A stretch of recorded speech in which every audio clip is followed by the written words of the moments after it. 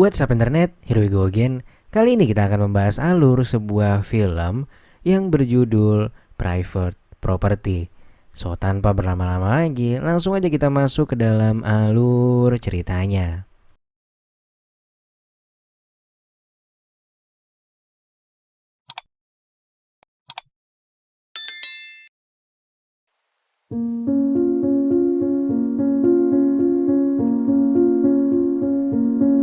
Di awal film, kita pun diperlihatkan dengan seorang wanita cantik bernama Caitlin, seorang mamah muda yang kerjanya hanya seorang ibu rumah tangga. Sementara suaminya merupakan pebisnis di bidang perfilman yang sangat sibuk, dan diketahui ia juga sering melakukan perjalanan keluar kota untuk mengecek lokasi syuting dan lain sebagainya. Selain sibuk mengurus rumah tangga, Caitlin juga ternyata merupakan seorang aktor yang sangat gemar membuat film pendek, dan karya-karyanya selalu dia unggah di sebuah situs website. Dia berharap suatu saat nanti ada produser film yang akan membuat film dengannya. Sebenarnya Chris, suaminya, bisa saja membantu cita-cita Caitlin, namun ia tak mau minta tolong diorbitkan oleh Chris dikarenakan ia ingin membuktikan kemampuannya sendiri dalam dunia film. Meski kaya raya, Caitlin ini selalu membersihkan rumahnya sendiri, kecuali untuk urusan halaman rumah karena memakai jasa tukang kebun. Suatu hari, Caitlin ditelepon oleh agensi tukang kebunnya yang mengatakan bahwa tukang kebun yang biasa kerja di rumahnya baru saja ditangkap pihak berwajib, dan sore ini agensi akan mengirimkan penggantinya. Singkat cerita, tepat pada sore harinya datanglah seorang tukang kebun pengganti yang bernama Ben. Caitlin pun langsung menjelaskan apa saja yang harus dikerjakannya. Namun setelah selesai menjelaskan, Caitlin kesulitan membuka pintu rumahnya karena tiba-tiba kekunci. Tentu saja, Ben pun langsung berinisiatif untuk membantunya menggunakan peralatan sederhana. Dan ajaibnya, Ben dapat melakukannya dengan mudah seakan sudah berpengalaman membobol pintu dengan cara seperti itu. Tentu Caitlin agak sedikit curiga dengan keahlian kang kebun barunya itu. Namun ia mencoba berpikir positif dan mengucapkan terima kasih karena sudah membantunya. Setelah itu Ben pun segera pergi dari rumah Caitlin. Tak berselang lama Chris datang. Saat Caitlin dan Chris sedang mengobrol di pinggir kolam, terlihat ada orang yang sedang mengawasi mereka dari jendela rumah tetangga. Lantas saat makan malam, Caitlin meminta pada Chris agar mau memberi penilaian terhadap naskah yang ia buat. Dan singkatnya sehabis makan, Chris pun mulai membaca naskah buatan sang istri. Namun baru juga baca bentar, ia kembali dimintai tolong oleh Caitlin untuk menyalakan penghangat ruangan. Chris pun akhirnya menuju ke garasi untuk menyalakan penghangat tersebut. Namun tanpa disadari oleh Chris, ternyata ada seseorang yang berdiri di garasi mobilnya. Keesokan harinya, ketika Chris sudah berangkat bekerja, Ben kembali datang untuk memulai bekerja sebagai tukang kebun. Karena cuma sendirian, Caitlin yang gabut mengajak Ben untuk mengobrol di pinggir kolam. Mereka pun mengobrol dan membicarakan tentang kesehariannya. Caitlin bahkan sampai bercerita bahwa ia suka membuat film pendek yang dia unggah di sebuah situs. Mendengar hal itu, Ben pun merasa takjub dan memuji keahliannya. Ia meminta diberitahu nama situsnya dan berjanji akan menonton semua film yang dibuat Caitlin. Namun ketika akan pulang, tiba-tiba saja Ben meminta izin untuk berenang di kolam renangnya Caitlin sejenak dengan alasan dirinya yang sedang sedikit stres. Lalu singkatnya setelah Ben pulang, Caitlin yang melihat ikat pinggang Ben pun mengambilnya. Namun yang agak aneh di sini, Caitlin malah senyum-senyum sendiri sambil megangin ikat pinggang Ben seakan doi lagi kasmaran cuy.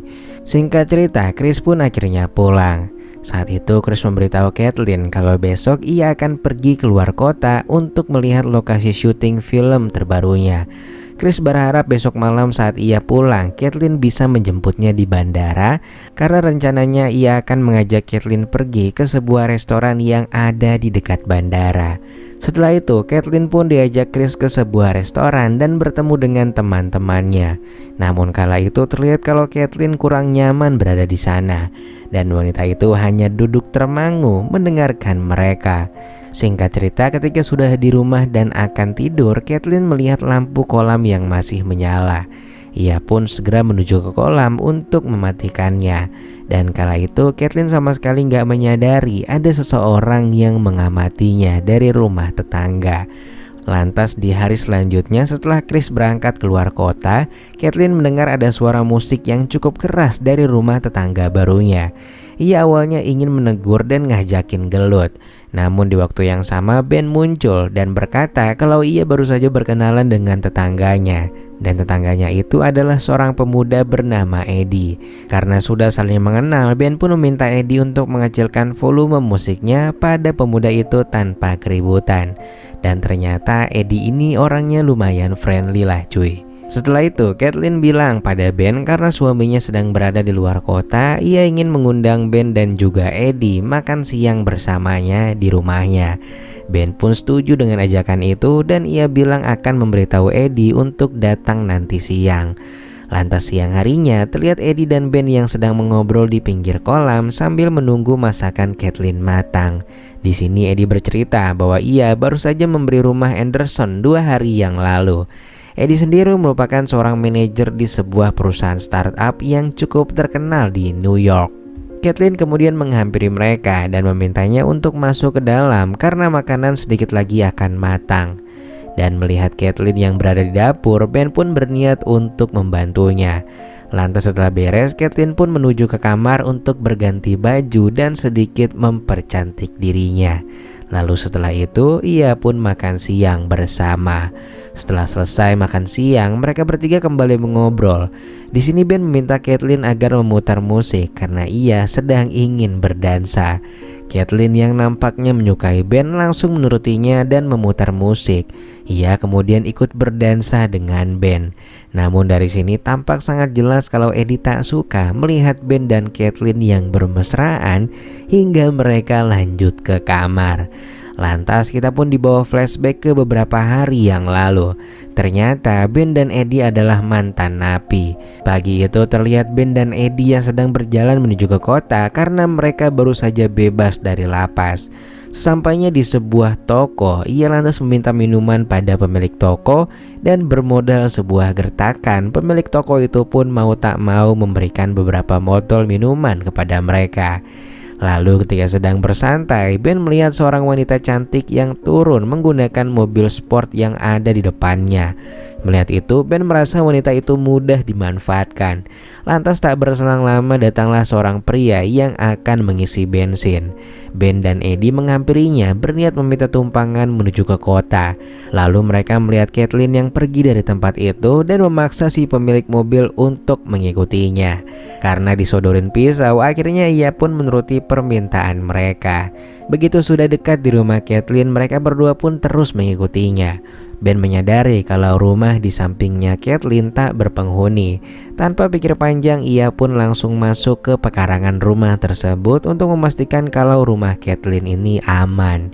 Setelah itu, ia menuju ke kotak surat untuk mencari informasi mengenai nama Caitlin dan juga suaminya.